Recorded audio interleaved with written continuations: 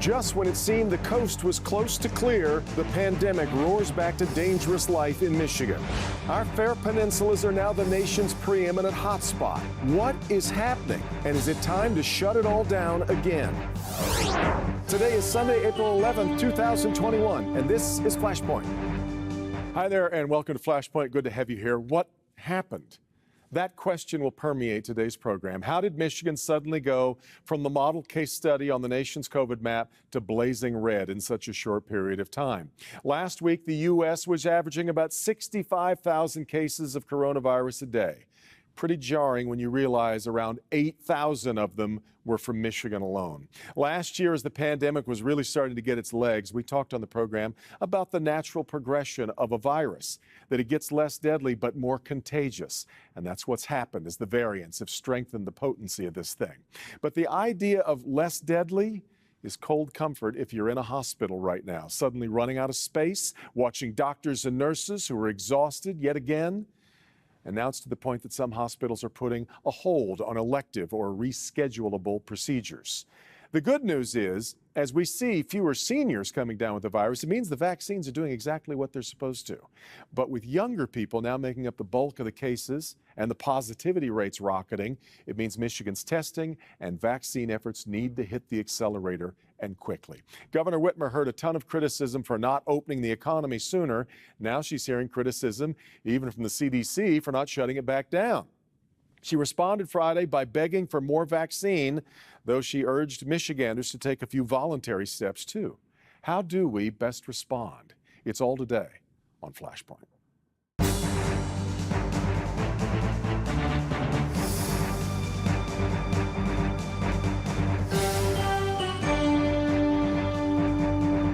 Our singular focus today is coronavirus, so I can't think of a better place to start than with Dr. Arnold Monto, epidemiologist at the University of Michigan and the leader of the FDA Vaccine Committee. Good to have you back on the program again, Doctor. I want to start with a question that is vexing a lot of people right now, and there's a couple of different explanations making the rounds, but I really want to hear yours. What are we watching happen in Michigan? Why have we seen a jump that is so out of step with our neighbors?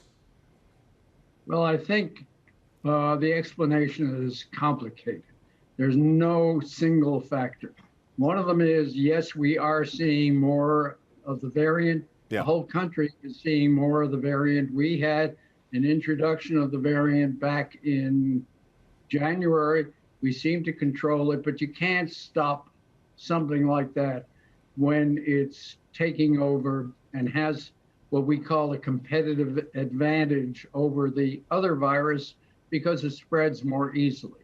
So that is happening, and that variant is more difficult to control. Fortunately, it's covered completely by the vaccine. But another thing that may be a factor is that we did such a good job early. We didn't see a lot of the infections which produce immunity and therefore will not occur. You won't see as many cases afterwards. And we're sort of catching up simply because people are getting tired of following the rules. They're doing things that they shouldn't be doing. And we're catching up because we weren't there before. We did, I think you'd have to argue, we did a pretty good job of mitigation early, but weren't we one of the hardest hit states early on? Well, it depended where, because it was the Detroit area, some other areas. Actually, things were up and down. It's been a long time, and that's part of the problem. It's been over a year. And this may take years for us to fully understand. We look at other states that took far fewer efforts at shutting down their economies, shutting down businesses, mask regulations, on and on and on.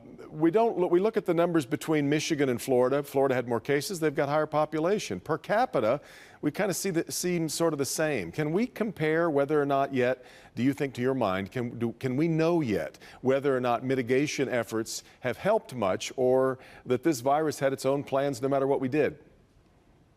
Well, again, it's a bit of both. The virus is unpredictable. We know that there are clusters of infection. And we also know that places like Florida were not monitoring things as closely as we were as well. Yeah. And so trying to look at numbers other than the hospitalizations and deaths, because you can't argue about those numbers, right, is pretty hard. Yeah.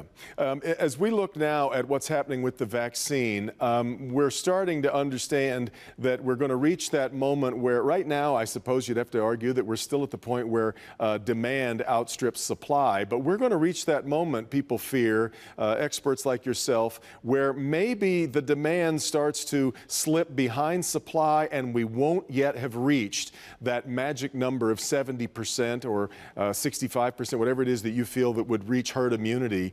Are we going to have enough people, to your mind, who want the vaccine and are willing to take it?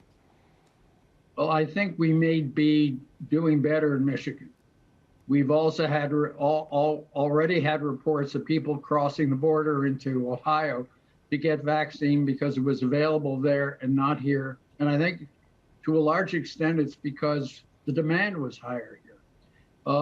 I think we're doing much better than other states. I saw reports of some of the southern states. The report came from Mississippi, where the vaccines are now sitting in the freezer. They're not being administered. But we have to keep working on it. We have to keep convincing our friends and neighbors that it's safe, that we've all got it, and the results are in the fall in hospitalizations and death rates in older individuals who have been fairly well vaccinated.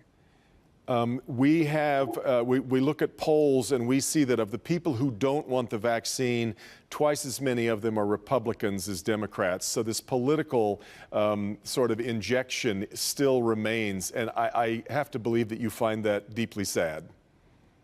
It's deeply sad and a little bit strange because some of the people who are Republicans are also highly religious people and want to do good to their neighbors.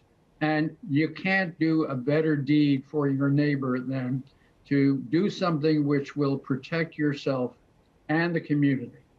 It's interesting you say that because I lament that all the time. I think that's one area where people like me just have not been able to break through with the message that whether you're wearing a mask or getting the vaccine, people want to see that as a matter of individual choice and liberty. But what you're really doing is taking care of somebody else as much as yourself, if not more. Well, I think back to the arguments about seatbelts. People forget how long it took us to adopt a seatbelt mandate because, it's an individual choice. I have to believe that you are very frustrated with continually trying to put out fires of the conspiracy theories and the worries that people have, chief among them that this is such a new vaccine because, as you've pointed out on the program before, this was actually the result of many more years of work than most people appreciate. Right, and the only thing that is quicker here was because, fortunately, the previous administration, and there should be a message to those who were supporters of the previous administration, they put a lot of money and effort into vaccine development. Yeah. We wouldn't have the vaccines now if we hadn't had a lot of extra effort and organization put into the development of vaccine. And that's another reason I find it so paradoxical to see the split in the population about uptake. Boy, it sure is. Dr. Monto, it is really great to have you back on the program again. I so appreciate your thoughts and your time. Stay safe, and we'll talk to you again soon. Thank you very much. Bye. You bet. So long. Dr. Arnold Monto from the University of Michigan. We come back, we'll talk about the load that is being placed right now on our area hospitals. This is Flashpoint on Local 4.